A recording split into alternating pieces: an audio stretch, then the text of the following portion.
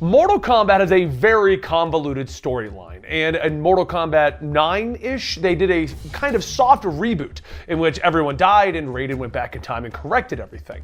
Mortal Kombat X continued that timeline, and in our current game coming out, we are continuing that timeline again. But DC Comics produced some Mortal Kombat comic books that were supposed to basically be a prequel to the Mortal Kombat X storyline.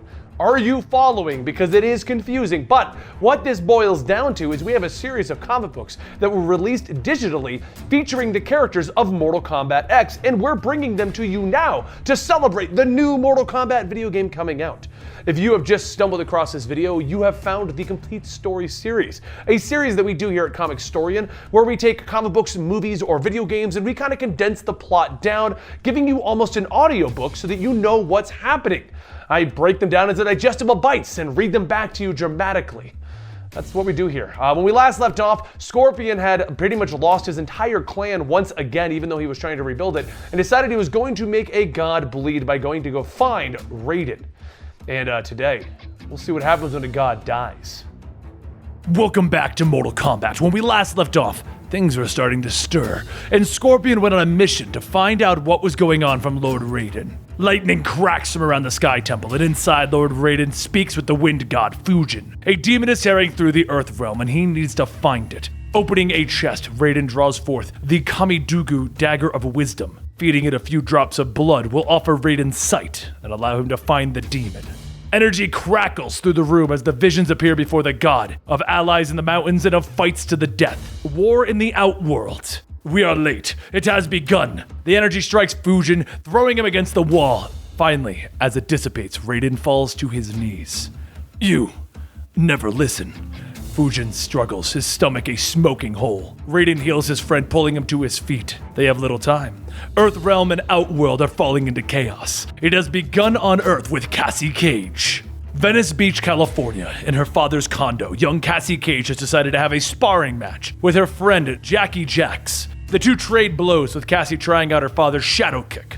The force of the attack throws her back against her father's trophy case. The room, a mess now. Is Johnny gonna be pissed? Jackie asks. But Johnny can't get mad at his warrior princess. Not like her mother Sonya would. That's why Cassie took off. At the Special Forces HQ, Sonya Blade has been informed that her daughter has run away again, and that the Emperor of Outworld has arrived. She doesn't know which is worse, Kotal Khan having been taken into custody, or the top brass being afraid of an inter-realm war. You forgot I have my mother's touch, Sonya states as they arrive at the Emperor's cell. Inside, Kotal Khan, Devora, and Aaron Black are in chains. You picked a bad day for a visit, Sonya begins. But it's desperate times for Outworld. The realm has been ravaged by Khan's war with Melina for the throne, and now she has allied herself with the Red Dragon of Earthrealm. Kotal Khan has arrived to kill them all. Aid us, or Earthrealm will suffer Outworld's fate, he offers. Sonya doesn't like the sound of Kotal's threat. Earth fights its own battles. Go fight yours on Outworld. We're done here.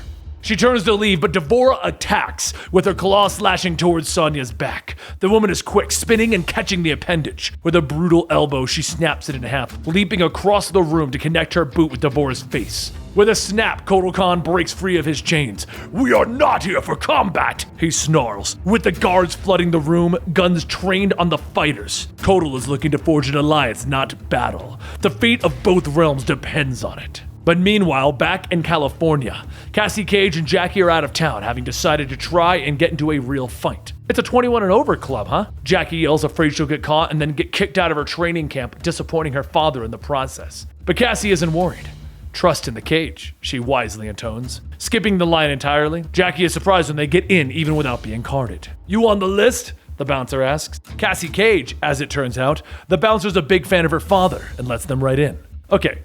That was cool, Jackie admits as they walk into the jam-packed arena. The crowd cheers as the two women in the center ring trade blows, with Jackie watching wide-eyed as Cassie leaves to use the bathroom and sign up for a fight. One woman takes the other to the ground, locked in a grapple. The crack of her neck snapping can be heard throughout the entire building, bringing another cheer from the crowd around her. Surprise on her face, Jackie pushes through, trying to find her friend, and in the back, Cassie Cage is gearing up for her own fight. This isn't MMA, it's a death match! But Cassie doesn't believe it. Who said anything about a death match? Coming over the PA system, the announcer's voice fills the arena, announcing a surprise guest for our first ever celebrity death match. Cassie is stunned as the spotlight finds her, bathing her in attention she can't escape. In her Blood Cage debut, the daughter of schlockbuster legend Johnny Cage, here's Cassie Cage! The crowd begins to cheer louder, but before she can do anything, two guards grab her, throwing her into the ring. Remembering the words of wisdom from her father, haters gonna hate, Cassie decides to give the crowd a show. She turns middle finger, saluting the crowd. I'm the best fighter here, she scoffs, and then they announce her opponent. With 21 wins, no losses, 13 flawless victories, and 21 fatalities, here's Frost! The air in the ring becomes frigid as Frost enters, cold vapor coming off her skin. No Beverly Hills brat is going to beat her. Meanwhile, back at the Special Forces HQ, Sonya has Devora pinned to the ground, pistol pointed at her face. One more step, Kodal, and Devora eats a bullet, she warns. Khan leaps into action, but is interrupted by a blast of electricity filling the room, silencing everyone. Enough, Raiden calls, the god of the Earthrealm ordering the Emperor to leave via portal. I had that covered, Raiden, Sonya remarks after they've left. Raiden agrees, but it's not why he has come. He is searching for Sonya's daughter. Over in the ring, Cassie is fighting for her life, with blood dripping from her mouth from the blows that Frost has rained down upon her. Frost stands over Cassie, her hand crackling with freezing energy, gloating about how the spoiled rich girl didn't earn her spot in this fight. Taking her shot, Cassie rears up, headbutting Frost, throwing her to the ground with a leg sweep. Trapping her head between her legs, she squeezes until Frost falls unconscious from the lack of air. Cassie Cage standing victorious. Finish her! The announcer calls out, with the crowd taking up the chant, Finish her! Finish her! Their cheers quickly turn to boos, though, as Cassie refuses, but is the only way out of the cage alive. The guards quickly turn their weapons to the fighter. It isn't until they threaten Jackie that Cassie puts her foot onto Frost's neck. I'm sorry, she whispers. Suddenly, the ceiling explodes, saving both Cassie and Frost. The crowd begins to scatter as the two warriors leap amongst the rubble, their blades dismembering and killing all who were close. Jackie takes out the last guard with a few punches and kicks, grabbing the keys to unlock the cage, freeing Cassie. She's surprised to see her friend dragging the body of Frost behind her. They drag the cold, heavy woman outside, leaving her by the dumpsters. Tired, they take a minute to catch their breath, but the attackers are right behind them. The Black Dragon requests your presence, they inform her. The girls, they run. Knowing they can't escape, Cassie pulls her phone out and begins to take photos of the attackers. In front of them, a portal opens and the girls have no time to stop. The portal swallows them up, with Cassie throwing the phone away. Later, Sonya Blade picks up her daughter's fallen phone. She sees the attackers, recognizing a photo of Aaron Black. Turning angrily to her personnel, she gives them orders. Get Johnny. We're taking a squad to Outworld, and when we get there, Kodal Khan is dead.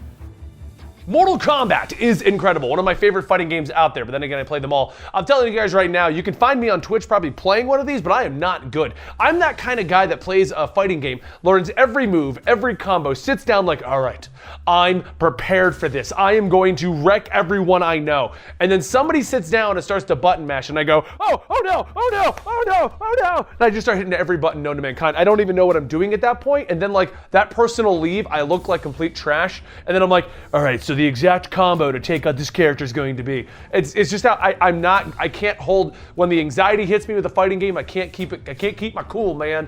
But yeah.